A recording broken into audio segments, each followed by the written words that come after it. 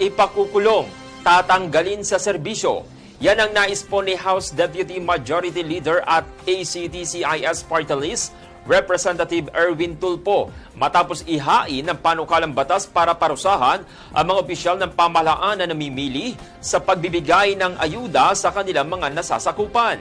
Ayon kay Tulfo, may mga ulat na kung saan mas pinipili at inuuna ng ilang opisyal na bigyan ng ayuda ang kanilang mga taga-suporta at pamilya na dapat ay pantay-pantay lamang.